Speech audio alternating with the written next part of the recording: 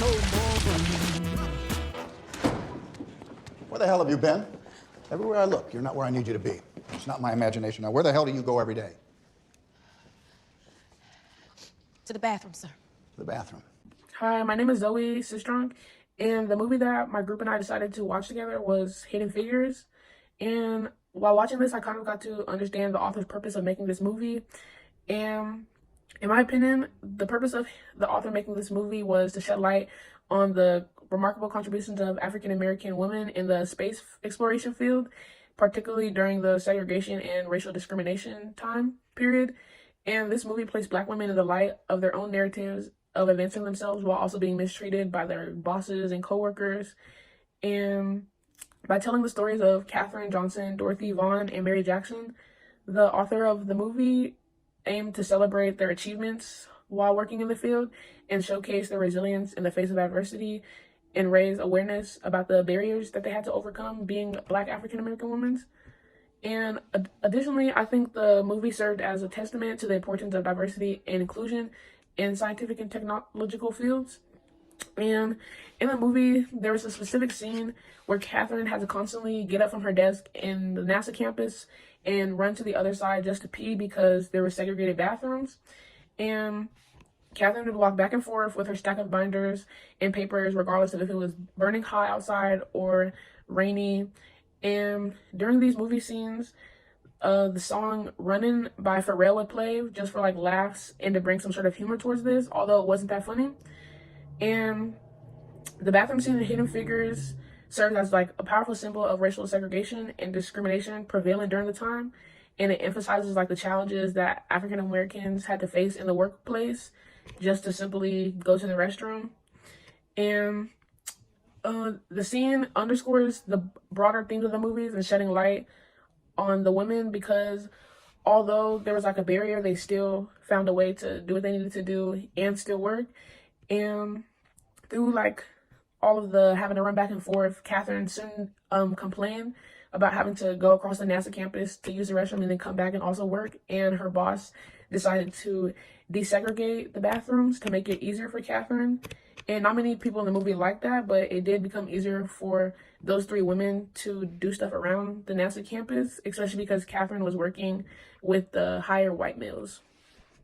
To something that was much bigger than it actually was, just for something that was out of her and her children's control. They can't control that they're African American. However, the other people, the oppressor, could control how they treated our fellow African American people in the past. And this just kind of just spotlights one story, but they all face the same struggles within their personal life surrounding the same thing, being Black women in America.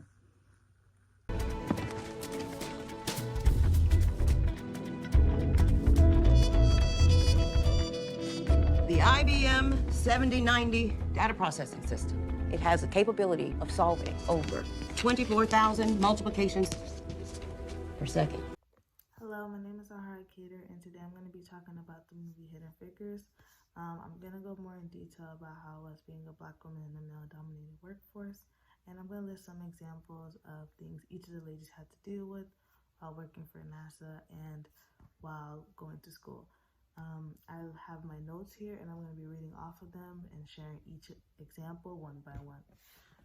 The first lady is Katherine Johnson.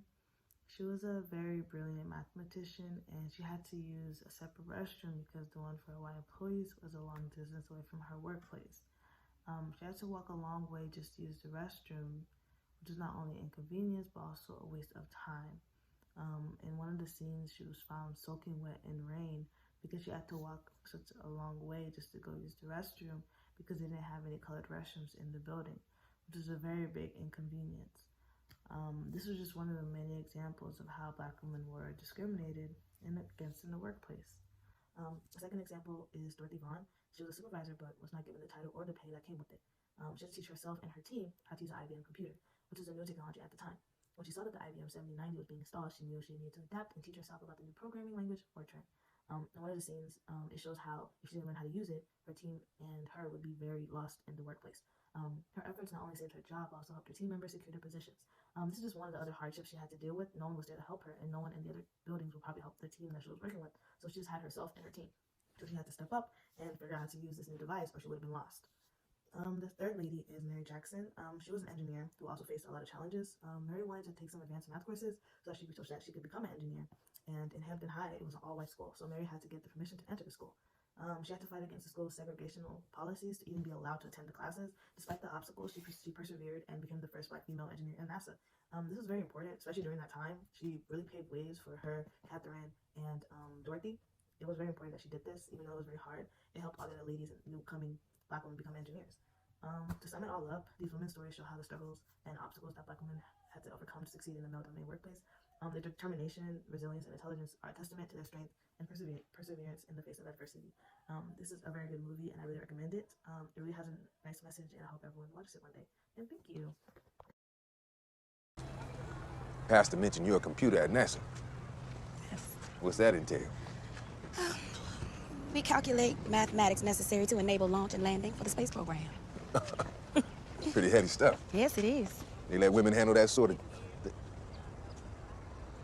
That's not what I mean. What do you mean? Hi, my name is Dina Miles, and today I will be talking about the rolling theme of sexism in the movie Hidden Figures. So, Hidden Figures is set in the 1960s. So, during that time period, I do understand that a woman's place was technically in the house, but for her, she is a widower with 2 kids, so she had to do what she had to do, had to get a job. She was single and independent, and I think that's what makes her love story so beautiful, but also coattails on sexism purely just off the standard for what women should be doing at that time. And it takes me back to that first conversation that she was having when she was talking to the man she eventually married in the movie, when he said that oh, women do that, when she was talking about all the stuff that she does for NASA. And that was when she gave her iconic line that we're not smart because we wear skirts, but because we wear glasses. And so I think that was a slick way of them kind of sugarcoating the sexism, but it was very much like I can't be smart and a good wife, you know what I'm saying?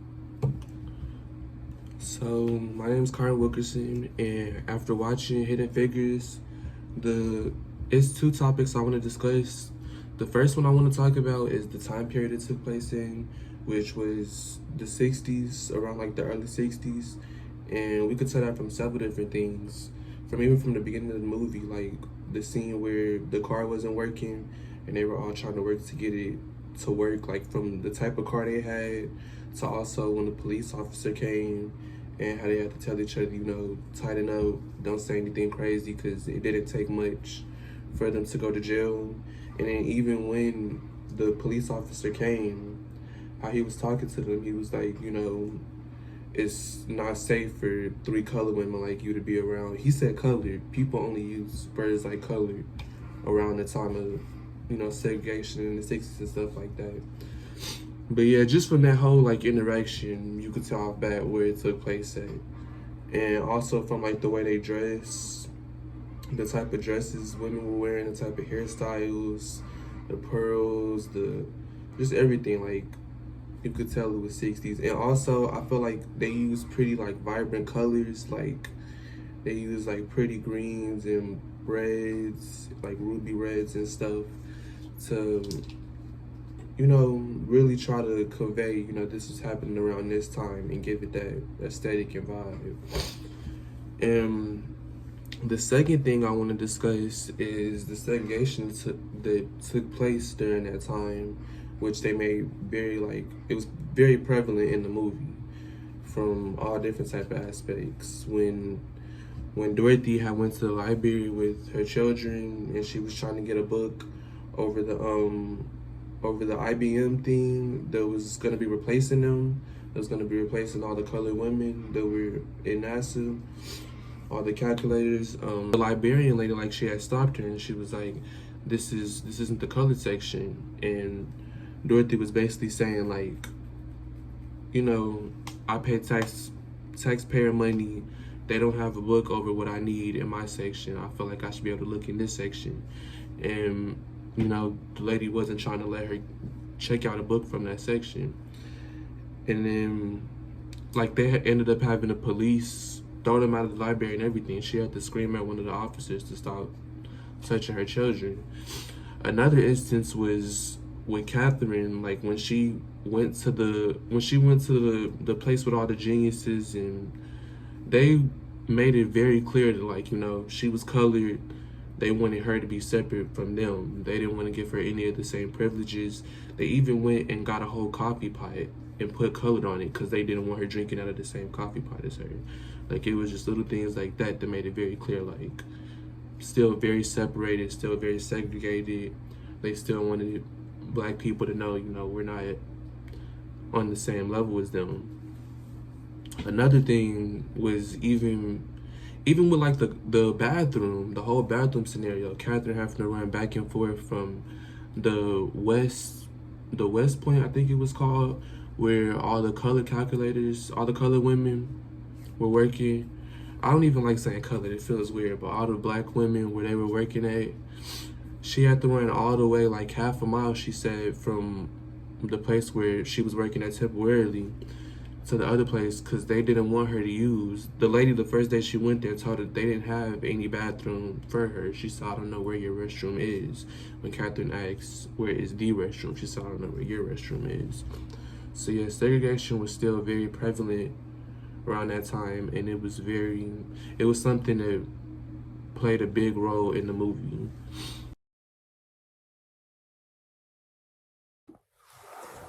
My name is Darius Hicks.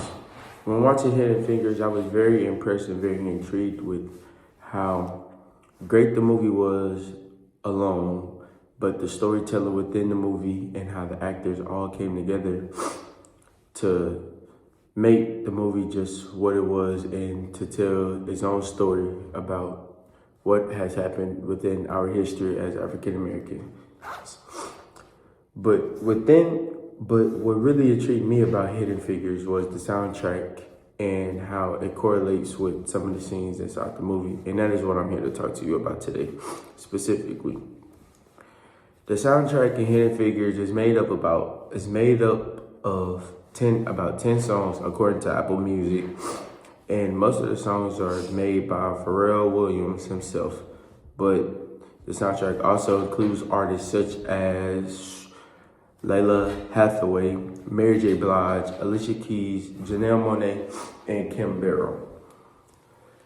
I'm here to talk to you about a few specific songs that happened during a couple of scenes that really caught my eye and impressed me.